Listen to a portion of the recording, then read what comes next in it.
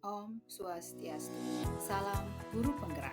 Saya Niwayan Rianingsi, calon guru penggerak angkatan 11 dari Kota Denpasar. Akan memaparkan kesimpulan dan refleksi pemikiran Ki Hajar Dewantara pada modul 1.1 koneksi antar materi. Pendidikan dan pengajaran tidaklah sama. Pengajaran adalah bagian dari pendidikan.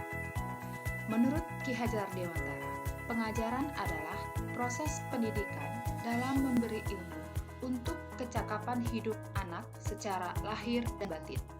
Sedangkan pendidikan pada hakikatnya adalah menuntun atau memberi tuntunan terhadap segala kekuatan kodrat yang dimiliki anak agar ia mencapai keselamatan dan kebahagiaan yang setinggi-tingginya, baik sebagai manusia maupun sebagai anggota masyarakat. Pendidikan menciptakan ruang bagi murid untuk bertumbuh secara utuh agar mampu memuliakan dirinya dan orang lain serta menjadi mandiri.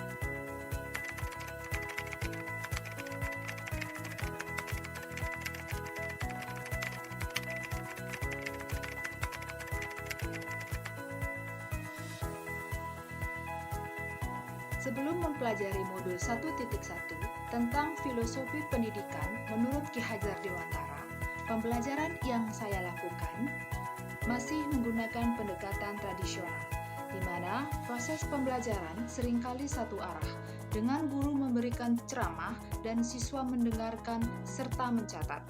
Metode pengajaran didominasi oleh hafalan dan pengulangan informasi, dengan sedikit ruang untuk diskusi atau pertanyaan dari siswa.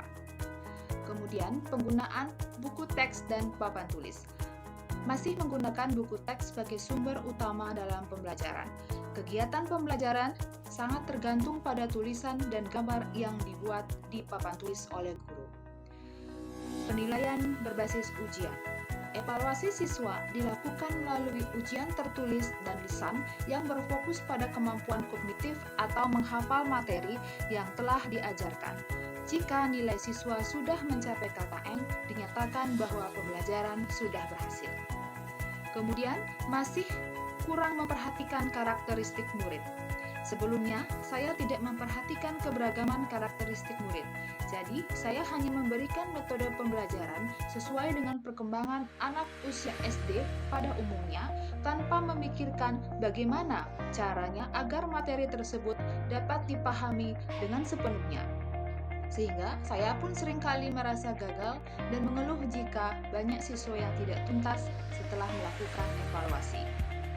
Kemudian, pembelajaran yang terbatas pada kelas, di mana pembelajaran sebagian besar terjadi di dalam kelas, dengan sedikit kesempatan untuk pengalaman belajar di ruang kelas, seperti di halaman sekolah, lingkungan sekitar sekolah, atau kunjungan lapangan.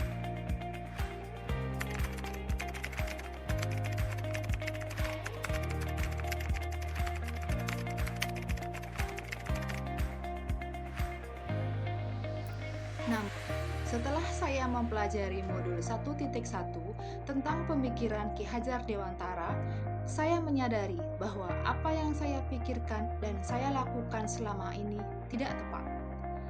Pendidikan yang berpusat pada siswa. Saya harus menerapkan pendidikan yang berpusat pada siswa. Ini berarti memahami kebutuhan, minat, dan bakat masing-masing siswa. Guru harus perlu mendorong kolaborasi antar siswa serta partisipasi aktif dalam proses pembelajaran. Proses pembelajaran yang menyeluruh. Seharusnya saya melakukan proses pembelajaran secara menyeluruh, bukan hanya aspek kognitif saja, namun juga afektif, psikomotor, spiritual, sosial, dan budaya. Pengembangan karakter dan moral. Selain pengetahuan akademis, Ki Hajar Dewantara menekankan pentingnya pendidikan karakter dan moral. Guru harus berperan dalam mengembangkan nilai-nilai etika, moral, dan sosial pada siswa. Pengembangan karakter melibatkan penanaman nilai-nilai seperti kejujuran, tanggung jawab, empati, dan kerjasama. Guru seharusnya sebagai fasilitator. Dalam proses pembelajaran, guru harus melihat diri sebagai pembimbing atau fasilitator, bukan hanya sebagai pengajar. Guru membantu siswa menemukan dan mengembangkan potensi mereka sendiri dan memberikan lebih banyak ruang bagi siswa untuk mengeksplorasi, bereksperimen, dan menemukan hal-hal baru secara mandiri. Keberagaman karakteristik pada siswa. Selain itu, saya harus mempelajari karakteristik siswa karena setiap anak dilahirkan unik dengan kelebihan dan kekurangannya masing-masing yang harus dihargai setiap karakternya dan diberikan kesempatan untuk tumbuh sesuai dengan kodratnya.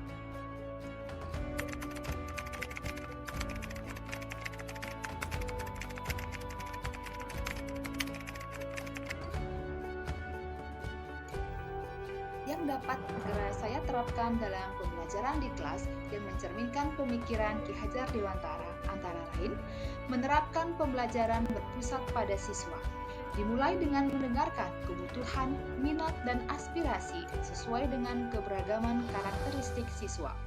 Kemudian disesuaikan dengan metode pembelajaran, baik dalam hal gaya belajar maupun kecepatan belajar.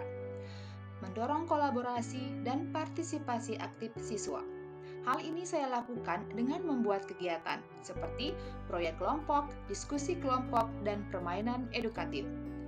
Pembelajaran tidak lagi menuntut, tetapi menuntun, karena tugas guru adalah memberi tuntunan atau arahan kepada siswa, berusaha menjadi teladan yang baik dalam perkataan maupun perbuatan.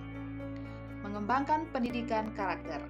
Saya lakukan dengan mengintegrasikan pembelajaran dengan nilai-nilai moral seperti kejujuran, tanggung jawab, dan empati dalam kegiatan sehari-hari di kelas.